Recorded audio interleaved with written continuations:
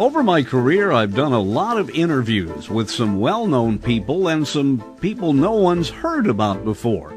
I thought it might be fun to drag some of them out of the archives and share them here on YouTube.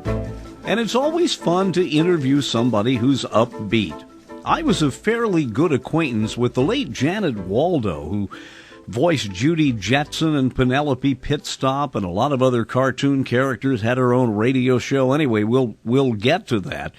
But the last time I sat down with Janet, I mentioned to her that someone had asked me what my favorite radio interview was. I said, well, my favorite of all time was spending time with Carol Channing, and Janet Waldo was second. Wow, very honored. I love Carol Channing.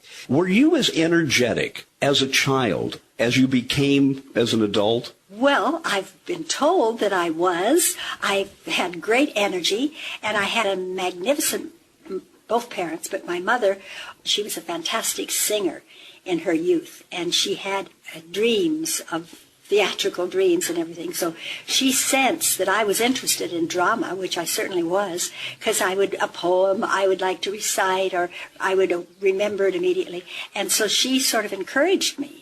And she had friends who had been in theater, and she would send me to their houses, and they would work with me on a weekend, when I was like 5 years old, and teach me things like, he beats his fists against the posts and still insists he sees the ghosts. He beats his fists against the post and still insists he is a ghost? No, he beats his fists against the posts, plural, and still insists he sees the ghosts. He sees the ghosts.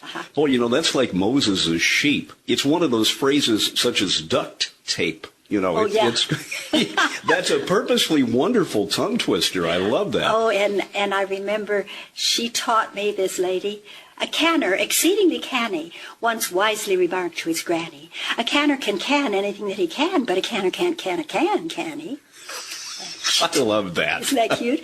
She taught me that, and I thought I was delighted as a child. Oh, certainly, yes. That's wonderful, and I remember all of those things. Wow. So many of the people I've interviewed who ended up, particularly to be singers, were lucky in that they grew up in a musical home. You were around that theatrical, artistic thing early on. I was, because my parents loved theater, and my mother was a beautiful singer, but my father was a musician denied. He was a railroad man. He was a telegrapher. And I remember as a little girl, he played the cello, and his job was from 4 in the afternoon until 12 midnight. And he would come home at midnight and play the cello. And I have memories as a little girl of hearing my daddy playing the cello at midnight. And then my sister, Elizabeth Waldo, who is quite famous, she toured with Leopold Stokowski's youth orchestra. She started me in radio because, first of all, she insisted, because she was much more ambitious than I was and older. So when Bing Crosby with his entourage came to Washington, he was a graduate of Gonzaga University. He was coming to a homecoming. Where was all of this happening? Because you grew up in Washington State, right? Now, where then would you have crossed paths with Bing? In Seattle, Washington. I was doing a little theater in Seattle. I was doing Beth and Little Women. How old would you have been at this time? I was 15. Okay.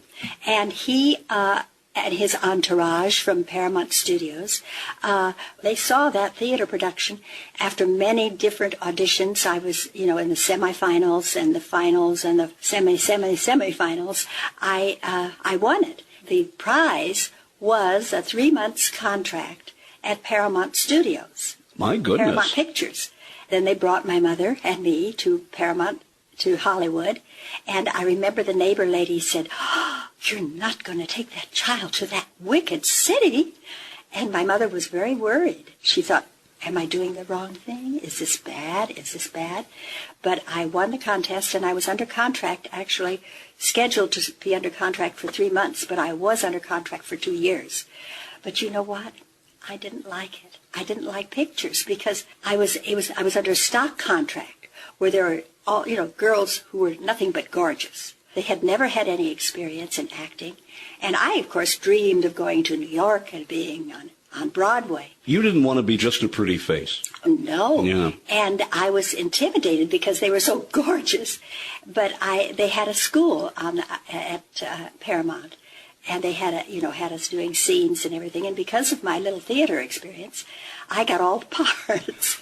And the girls who were so beautiful just stood around and were looked at. I remember Larry Crosby, who was Bing's brother, and he had an agency, the Everett Crosby Agency, and they became automatically my agents. And they said, well, we don't know what we could do with you. You don't have any character in your face. You don't have any lines. You don't have there's nothing to see. But you can act. Yeah. That I remember you telling me before, and I want to get into this, that there's the temptation to think of people such as you or Dawes Butler, Mel Blanc, as doing funny voices. But if you couldn't act in that character, it wouldn't work. And Mel Blanc said, I don't do voices, I do people. And I always loved that, because in doing so many cartoons as I have done and do, I like to think of them as people. I very often the people who do just voices don't know how to act. Yes. But I don't mean to put down anybody No. in voiceover. Voice actors think that all you have to do is imitations, but that isn't true. No. So you really get lucky. Your sister pushes you to do a talent search show. You're seen by Bing Crosby. You're brought to Los Angeles. You spend 2 years with Paramount, but you don't like it. I was terrified, because I was terrified of the camera, because I just thought, oh, you have to look so good, and it limited me as an actress. So I was so thrilled when my contract was dropped. I wasn't really thrilled. You're the only person I know who was glad to get out of a Hollywood contract. It was, my family, one by one, were moving to California, and it was a financial thing. I was getting $50 a week, and which was pretty low, and we weren't loaded with money, and I had to work, and immediately I did do other things, mostly on camera. I don't talk about it very much, but I did do a few Westerns with Tim Holt. Do you remember him? Oh, I love Tim Holt. They cranked out, particularly when he was at either Republic or RKO, they were cranking out those Westerns that were almost exactly an hour long. They were short little films that they could, if they had a very long first feature, then they would put the short, but I thought Tim Holt, was he a nice guy? Oh. He was certainly cute. Oh, he was adorable. Yes. And, of course, I had a huge crush on him. I bet. Because I had crushes on everybody. And I remember him, the first time I saw him in the chronology was in Magnificent Ambersons. Oh, yeah. He was wonderful. I remember that. He was simply wonderful. But I remember when I was doing a Western with him, and I was very, very shy and very nervous about the camera. That always sort of inhibited me. And they had a lunch break, and I went, and they said, okay, we'll all go into the lunchroom and have lunch. And I sat with the crew, and I was so self-conscious and so shy. And Tim came over and got me, and he said, you're supposed to sit with me. Now, come on back to the table where the actors are sitting. You don't have to sit with the crew. Well, I can understand that if you're used to doing theater, that big box that you have to play not only to a wide perspective, but to a little round lens. Totally different. Yeah. And I was just scared. I was scared of the camera because I didn't feel that I was camera ready. I just didn't feel good in front of the camera.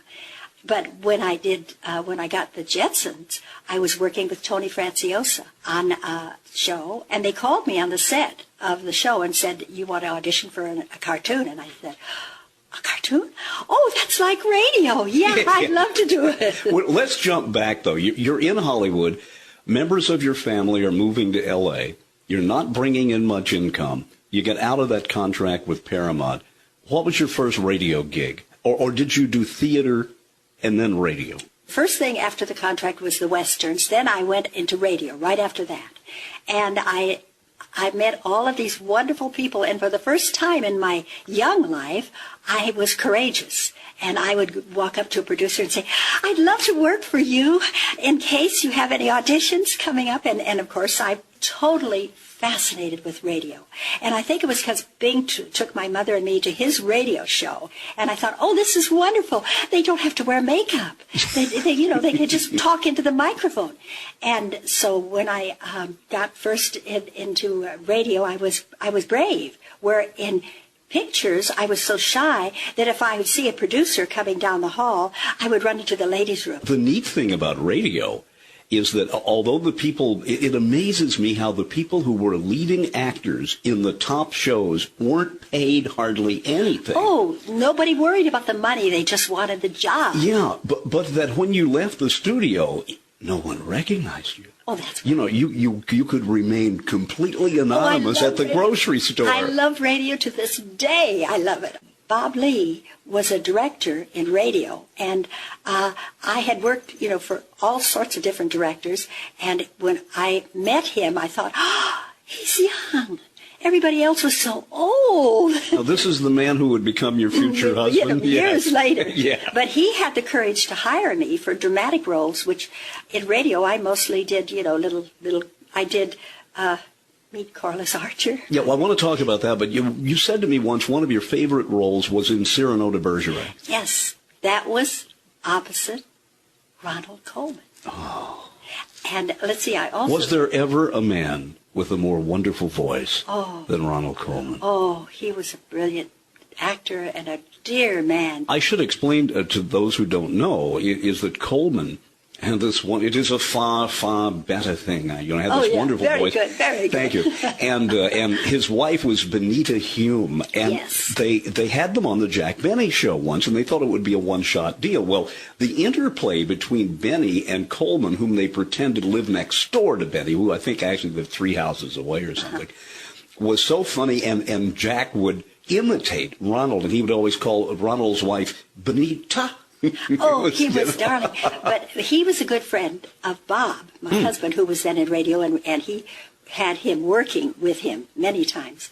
And he was going on a cruise, and he said, everybody does their acts, I don't have anything to do. And what he did was bird calls.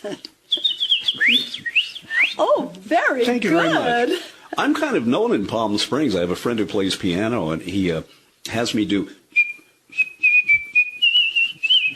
That's wonderful.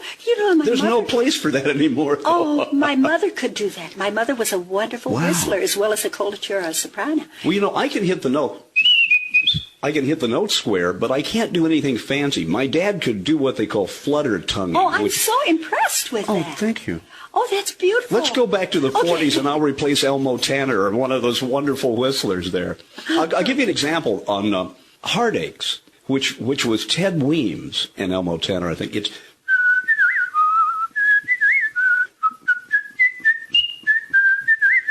But that's fantastic. You're supposed to go, and I can't do that. Well, listen, you can do enough. Okay. You don't need that. Coming from you, I take that as a compliment. Oh, that's beautiful. So who knew you had this talent? I sing, too.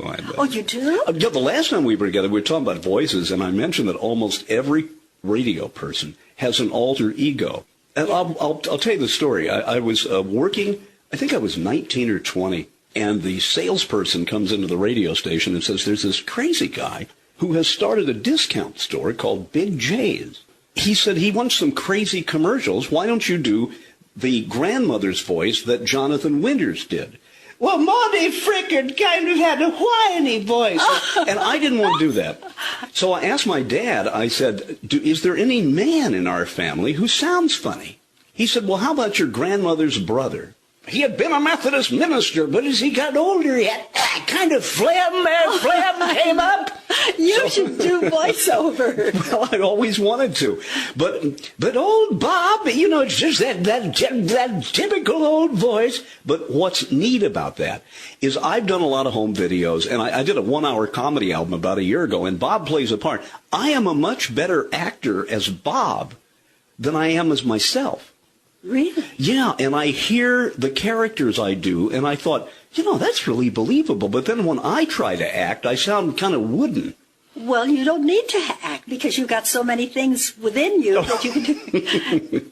But anyway, I remember I needed a name for him, and I was doing, hi there, Bill Greenwood here. And one day, a friend of mine named Bob Whitmore called me, and he would go on to be a producer at Warner Brothers. And I got off the phone and I said, Bob Whitmore? And I went, well, hi there, Bob Whitmore here. And that was, my Lord, what, 1970 or something.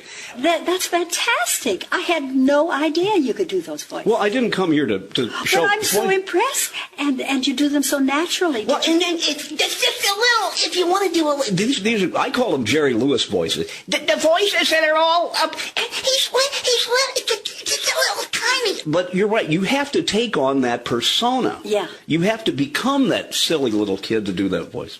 I love it. I'm so impressed. I don't have to leave. Who knew? Well, why didn't you do voiceover? Well, because you're great. I'm chronically shy.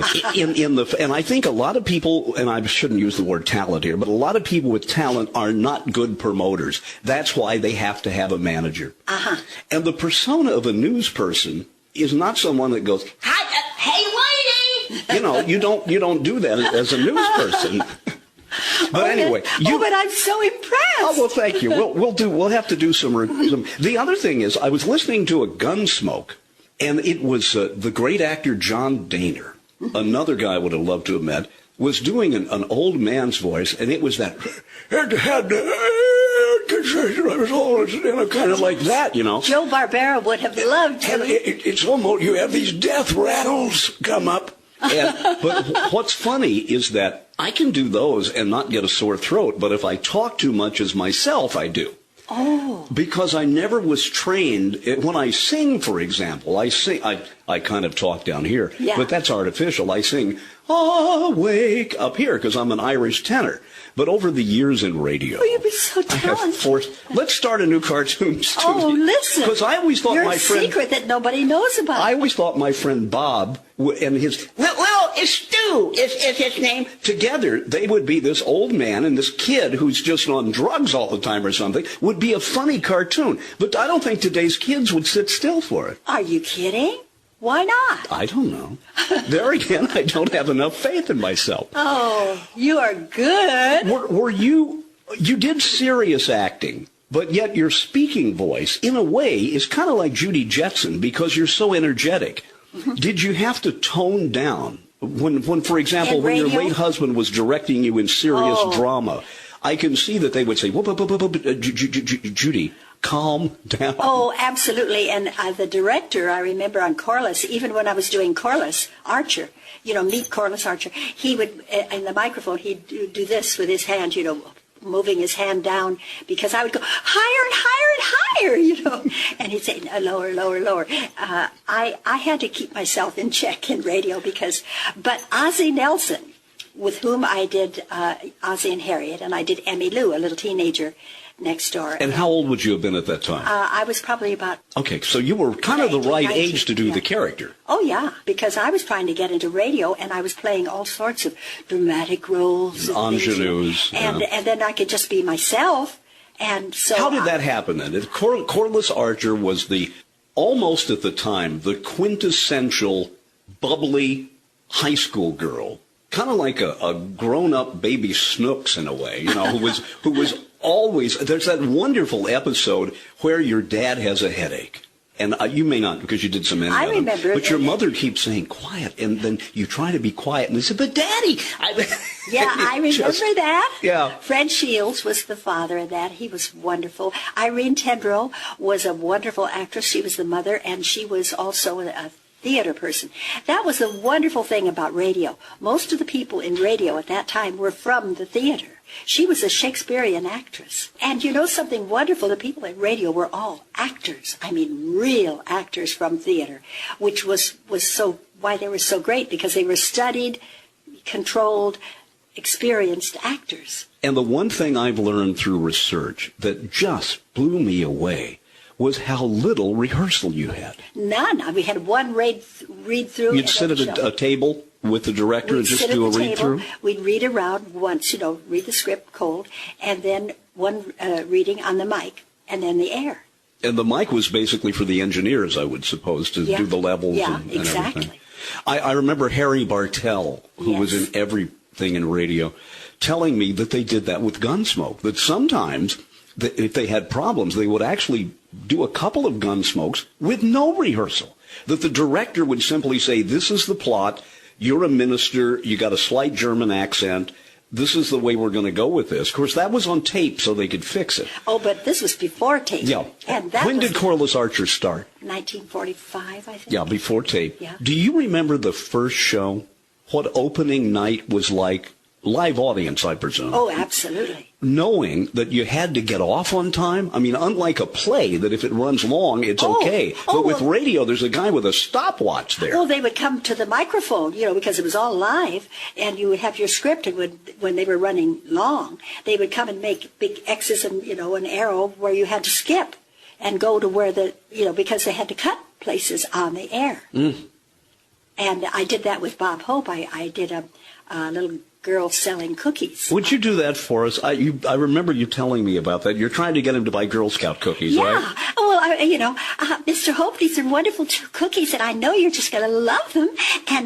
And Bob Hope was so funny that he got so many laughs on that show that they had to cut almost everything. So how did you find out about this CBS network radio show called Meet Corliss Archer? Did you have to audition heavily for it? I just did one audition, but I was doing little bits in other radio shows. Radio was clouded with good actors, but I was enamored of radio, and so I did, to begin with, they would hire me because I had learned from being in pictures how to dress, so that you would call attention to yourself. So they would have me do what they called in those days Walla Walla. Walla Walla? Walla Walla. Have anything to do with Walla Walla, Washington? Well, you know about Walla Walla, Washington. Good for you. But they called it Walla Walla because, in other words, you just did sort of background voices saying, blah, blah, blah, blah, blah, blah. Oh, in other words, if there's a crowd scene. Crowd noise, yeah. For example, a barroom scene in Gunsmoke. The people who aren't on mic are just kind of mumbling. Walla Walla. And they called that Walla Walla. And so they hired me first, and then they would call me to audition for a few things. I'm trying to think of what the very first radio show. I did a radio show which was about a family, and I was the daughter, and somebody heard me doing that, and that's why I got the audition for Meet Corliss Archer. F.U. Herbert was the author. And he had written a play called Kiss and Tell. Do you remember anything about that? A little bit. Joan Caulfield at the time was a very well-known actress, and she was doing it on Broadway. And he decided to make a radio show of it. So he heard me doing that show, and he asked somebody to have me come and audition. And I was so nervous. I remember I dropped the script all over the floor. But they hired me right away, and he was very, very particular that I would be dressed as I would wear what I would normally wear, just crummy shoes and look like a teenager. And of course, absolutely no makeup. We none of Sure. us. And Irene Tedrow was the mother, Fred Shields was the father, and dear Sammy Edwards was the greatest Dexter Franklin. And he would yell, Corliss! I remember. That's right. Yeah. And he had such sweetness about him that he would just break your heart, because Corliss was so mean to him. It was so interesting to hear Sammy get older and evolve. Of course, Richard Crenna, your late next-door neighbor, was playing kids in his 50s, Yeah, I know. Well, Dick and I, we worked together a lot. I've told you about the Lucy show that we did together. It was a very dear man and a wonderful actor. But doing teenagers was just great fun. Well, as you say, it let you be yourself. That's right. There was no lid on you. There was some lid, but your ebullient personality You could played just be into yourself. that character. Exactly, because that's why it was fun for me, because most of the acting that I did was something very apart from me. Yeah, if you're playing Desdemona or someone, you have to be into that character. And I got to tell you, I loved radio, though, because you could do anything you could sound like. The other thing you talked about, which I've heard from so many other radio people, is there was such a sense of camaraderie. If you didn't get the part, you wanted somebody else to get it. Absolutely. There was recommend your best friend. No backbiting, nothing vicious in that radio fraternity. No, it was totally, perfectly wonderful and different from today. Everybody loved everybody. To this day, anybody mentions a radio actor, and I want to see him. I love radio. Janet Waldo, you were Corliss Archer, the quintessential bubbly teenager on very successful CBS radio show. Transitioning into the 50s came television, and a lot of people know you from your association with Lucille Ball. Tell us about that. Well, she was a wonderful lady, and I loved working with her and with Desi.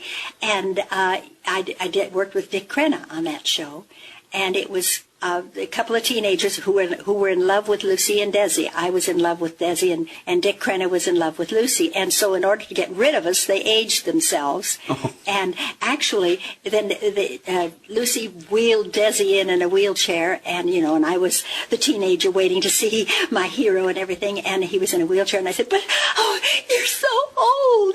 And then she said, "Well, he has pain in his knees," and he says, "Yeah, Peggy, jiggle my knees." And so I would jiggle his knees, and that they play it still. "Keep jiggling, Peggy, keep jiggling." And people now when I go to sign autographs, they'll say, "Keep jiggling, Janet." But that was fun. I really enjoyed it. I had worked with Dick in radio, but he was wonderful in that show, and he and I did many appearances, personal appearances, as a result of having done that show together. I just think the luckiest break Dick Crenna ever got was being chosen to work with Walter Brennan on The Real McCoys. Oh, because that's how I first learned of Dick Crenna, was seeing him on The Real McCoys. He was a wonderful actor, He could do He looked anything. as if he was not acting. That's the way he was. Yeah. Yeah. And that he was just enjoyed what he was doing. I just loved him. What was it like when he died? In the Hollywood community, I take it he was very well liked. He was beloved. And he was my neighbor. Mm-hmm. I think I told you that. And his daughter called me and told me I could not accept that. I had no idea that he was that dangerously ill. And I just was overwhelmed with grief about that. Janet Waldo is a bundle of energy and a spark plug, and she's always been one of my favorite interviews, and it was great to spend time with her again. Even though people like to talk about her cartoon work, I knew that she enjoyed talking about her real first love, radio. The thing that I sense about radio is that before television, it was, of course, in many ways bigger than TV is now, because TV is so segmented. Half of it's on the internet, it's HBO, it's this. The city of Los Angeles must have been a beehive of activity in radio. People must have been running from studio to studio. Oh, gosh, running from studio to studio. In radio days, actors were so busy and doing more than one show a day, and in order to make the other show, they would have to take a cab from one studio to another in order to get there on time, because it was all live radio. There was no tape in those years. I think today's performers who have products, whether it be a TV show or a record, where they spend hundreds of hours fixing it later. When you had to do it live, you had to be good at it. Oh, and I miss those live days, because there were a lot of things that happened that were a little bit bad, that were mistakes, but they were what made it real. And it was, radio people would always make something of the What was mistakes. the one about Whoopi? Oh, I think what you're talking about is a show that my husband wrote that I did with Jimmy Lydon, and Bea Benaderet was playing an old Western lady on it, and it was about kids in college. Young Love, it was called, and she had to come into the dean's office and had to say "Yippee." And he'd say, "Don't yippee in my office," but on the air, and it was live, she said, "Yippee!" And he said, "Don't yippee in my office." And the audience started laughing, and the actors had no idea why they were laughing. They hadn't heard We it. had never heard it that way. We had heard it at rehearsal, but sure. And nobody had made that mistake. And they laughed for 2 minutes. The other thing that is interesting about radio with an audience, and today people would have a difficult time understanding why there would be people standing at microphones reading a script, is that when a recognizable actor such as Mel Blanc or Frank Nelson would head toward the mic, the audience would kind of titter because they knew what was coming. That's right. Yeah. They knew all the radio actors, and they knew their shtick. They knew what to expect from them. And, oh gosh, they were so good. And it was such fun. I loved live radio because I remember looking at the clock and seeing, when they say, okay, guys, 2 minutes to airtime, and then you'd watch, and it would seem like 2 hours, and you think, and then boom, there you were on the air. But, isn't this interesting? Because my whole career in the last several years has been cartoons. But everybody I talk to wants to talk about radio. And so do I, because it was a perfectly wonderful era. Your husband was Robert E. Lee, the writer. That's right. Remind us, in addition to all the things in radio, what he's remembered for. Inherit the Wind, which is the main thing he's remembered. That was their first, Lawrence and Lee, they were called, and they were both of them were from Ohio, and they met in radio, and they worked together for years, and were fantastic writers. And stop me if I've told you before, they created quite a sensation in Hollywood. But he was a brilliant writer, and they wrote about Inherit the Wind because it was during the war, and when they were writing it, and they were very agonized by the fact that people were fired from their jobs. And I remember on Ozzie and Harriet, he had to fire somebody, because they thought that they were a communist. A communist. Yeah. And, bad times. And so Inherit the Wind was sort of a declaration of independence of the human person. And they were just wonderful writers. And Inherit the Wind had a terrible time getting on Broadway because they showed it to, I think, 6 or 7 different producers, and they all turned it down. And then their agent, the first production of it was done in Dallas by Margot Jones in one of her little theaters, and she wanted to do it. And their own agent said, oh, you can't do that in Dallas. I mean, it'll never work in Dallas. Margot Jones discovered it. And once it was put on in Dallas with Paul Muni as the lead, it caused a riot. It caused a really big reaction, and everybody in New York wanted it, and it was produced on Broadway, and it was a big hit. And the opening night, my favorite opening night in my life, was when they did Inherit the Wind. I was in the audience, and the people cried, "Author, author!" And I just thought, I've lived now. This was the most wonderful thing. I often wondered whether Agnes Moorehead on Bewitched realized that when she would often refer to her son-in-law, Dick York, as Darwin instead of Darren, she would sometimes call him Darwin, that he had played the Scopes character in Inherit the Wind. Really? Who, of course, was teaching Darwin to the students. I didn't know that. Yeah, and I thought, I wonder if that was just a funny coincidence or if she had come up with that. I bet she came up. Knowing Agnes Moorehead, she probably did. Knowing Agnes Moorehead, I worked with her a lot. I just thought she was wonderful. And she gave me a lot of advice as a very young girl, such as, why are you covering yourself up with your dresses there? Or, why don't you let your arm, why don't you let something show? And we worked together a lot. And I do know that she was doing a radio show in New York when she got a call to come to California to work with Orson Welles. And she made them promise that when she finished the movie, they'd give her job back in New York. And, of course, she never went back. Never went back, no. But, she was so scared and insecure. I tell this story a lot, but I think the most incredible one word ever spoken in movies is in Citizen Kane. She's playing Kane's mother. The boy is outside with his sled. The Philadelphia lawyer has come to get the boy to take him east because he's going to be one of the richest people in the world. Agnes Moorehead, as the mother, has these last-minute thoughts on her face. Am I doing the right thing? Will I ever see my son again? And she opens the window, the camera cuts to the outside, and she says, Charles! And the way she says that, she's saying, is this goodbye? Will I see you again? Am I doing the right thing? It broke your heart, right? Yeah, I'm almost crying now, but that one word, and you see her face agonizing over calling his name. She was a dream actress. She was a wonderful actress, and I was so thrilled that in that time of my life, I got to work with and know these fantastic performers. Remember Ed Begley? Remember the wonderful people that we got to work with, they were all magnificent. And they were nice people, I understand. And aren't you interested that we're talking mostly about radio? Yes. When everybody wants to talk to you about Judy Jetson. Yeah, that's all they're interested in. In fact, when I first won the part of Judy Jetson and went to the first rehearsal, I never told anybody there about my radio background. And I never told them ever, none of the other cast members, because I thought they wouldn't even remember radio. Let's spend a minute on Judy Jetson. What was the actor like who played George Jetson? What an unusual voice he had. Oh, he was a wonderful actor. He had his own show for a while, and in fact, I have copies of it, which I'm ashamed to say, not listened to, but I knew everything that he had done.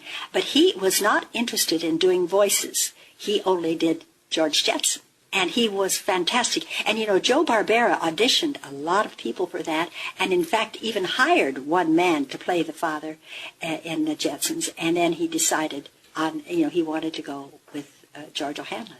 Was O'Hanlon pretty well then using his own voice? Oh, he was fantastic, but that's the only thing he would do was George O'Hanlon. That one character. That one character. As pretty much himself. And Penny Singleton did the same thing. She only did Penny, as Jane Jetson. And, of course, I was crazy. I wanted to do some other voices. And I said, Mr. Barbera,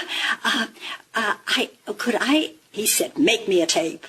And my husband wrote a lot of dialogue for me, and I did all sorts of crazy voices that Bob helped me create, and then I sent the tape, and I got the mother-in-law in the Flintstones because I wanted to do far-out voices. I was used to doing my own voice. It's like the characters I do. I've always thought, even though I'm kind of proud of them, they're not quiet. I mean, they're not the kind of voices you want to do in a library. That's right.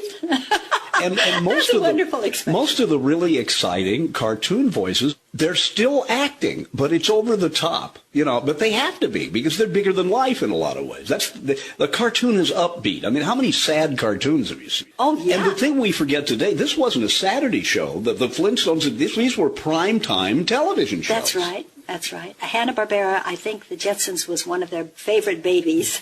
They really loved the Jetsons and were very protective of it. And it was on for a long, long time. Now, when you did those, unlike today where they will bring in an actress and just record her part, and then bring in an actor and just record his part, you had interplay. Of course. As if it were still radio. It was so much better because now I've done commercials as Judy Jetson, and I go in there and I have the microphone and it's just me. We work together, and the fun part of it was that when I first went there, all the actors were going around. They didn't know what they were playing till they got to rehearsal, and then they were looking at the script and they would take it off in a corner and mumble, practicing all of their different voices.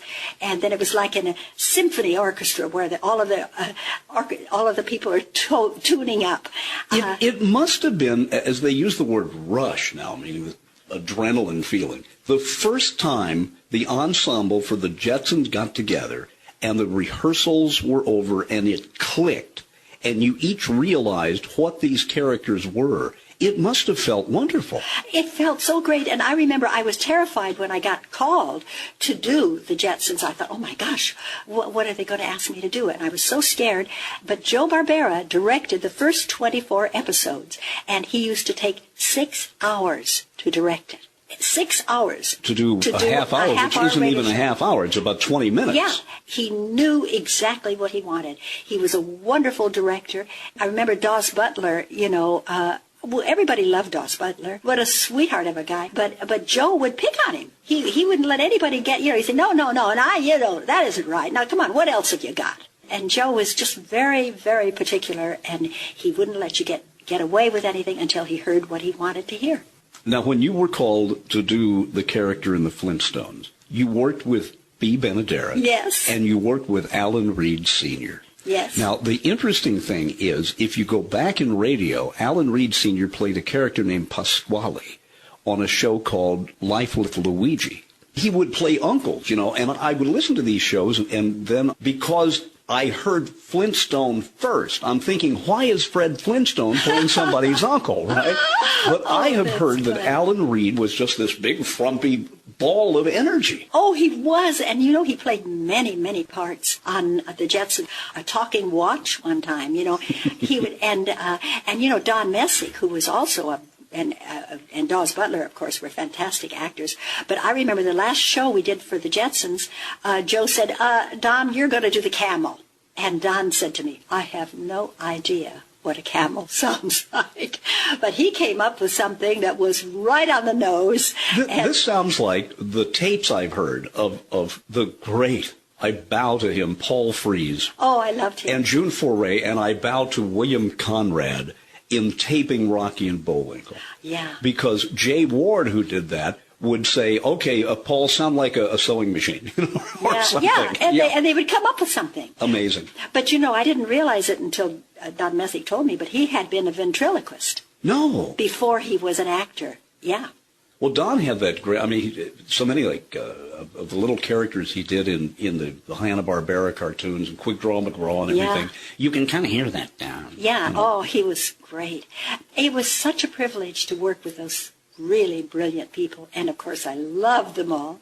And I just loved doing the Jetsons. You have on your wall some great pictures of the characters you played. Let's close out by going across the wall. Remind us of some of these people. And I said people. Well, that's good. Yeah, it is, isn't it? Yes. Well, down but you there, brought life to them. Oh, I loved it. I loved it. And the wonderful man who did these cartoons for me is a marvelous cartoonist, Arash Piron, and he gave them all to me. And you know what? I got Joe and Bill to sign them, but I forgot to sign them myself. But anyway, down there is the mother-in-law and the Flintstones. And then that is Josie and the Pussycats. And then the first part I got, other than Judy, was a little old lady. And Joe auditioned me for that. And he said, do you think you can play little old lady? And I said, well, I don't know. And he said, okay, come to the session. And that was Granny's Suite. And then, of course, Judy Jetson was the part that I got to begin with. Was there ever a perkier character than that cross between Corliss Archer and Judy Jetson in the history of radio and cartoons? I don't think so. Well, I don't know. And you still sound like that. Oh, well, I love doing voices, but that's the closest to my own voice. Except a little higher. There's more 7-Up in it. I just do me, except I'm more excited, and I do it, like up here. But anyway, that was Judy Jetson, and then this one was a tough part for me. Joe asked me to come and audition for it. Morticia in the Addams Family. Thing has knitted us a bat wing. And I got it. I think I was very good at it. And then Penelope Pitstop. Oh, I love doing Penelope Pitstop. She was one of my favorites. And who would have played that character if you didn't? If she had been doing radio? You're going to say Shirley Mitchell. Shirley Mitchell. Well, when I did radio, Young Love, and she stole the show because she did her old, character, her Southern Belle. Oh, you are absolutely. And she was trying to romance Gildersleeve for 1,000 years, Oh, she was great. That's it, pretty much. Josie and the Pussycats had a huge fan base. 3 shows that are now very, very popular, and when I do autographs, they always want to know about Judy, about Penelope, and about Josie and the Pussycats. And Josie and the Pussycats played for a long, long time. It had Casey Kasem. They want us to do autographs all the time and send pictures of Josie and the Pussycats. And so I love fans, by the way. Janet, let me wrap up by having you talk about something we did in the last interview, and that is the fact that you think of yourself as being an actress.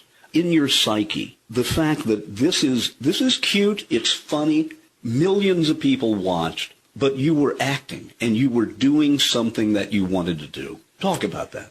Well, I grew up wanting to be an actress because I like to be someone other than myself. And I thought, I could sort of hide in that acting role. And in high school, I remember I would do things like Joan of Arc. queens, and marvelously dramatic roles. And when I was doing Beth in Little Women, it was unusual because I did many far-out characters, that were very, very unlike me. And I think wanting to be an actress is because you want to be somebody else, because you're sort of scared of yourself, You just want to be somebody else.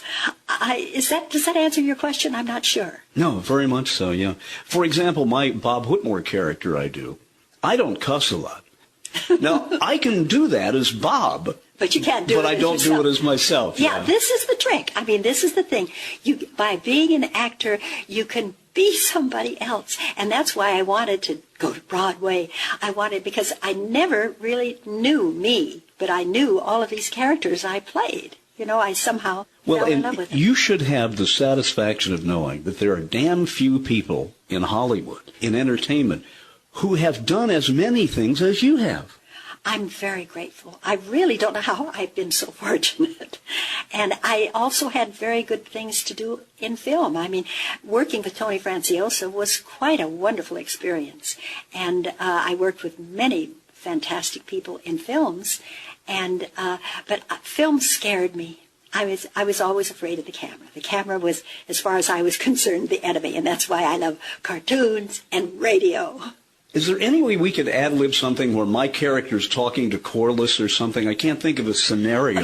By the way, you are great. I would like a tape of all of your I'll get characters. you. Oh, okay. Well, I'll send you a CD. I did a comedy album about a couple of years ago.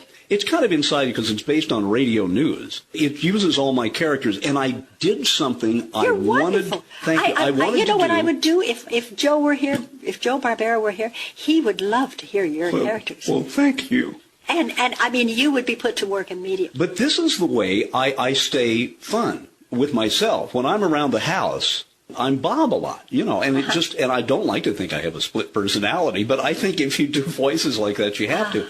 But the thing that is so much fun is all my friends always said, Dennis, you should have done radio. But what I was saying is that I tried in the album to do something they don't do in cartoons anymore.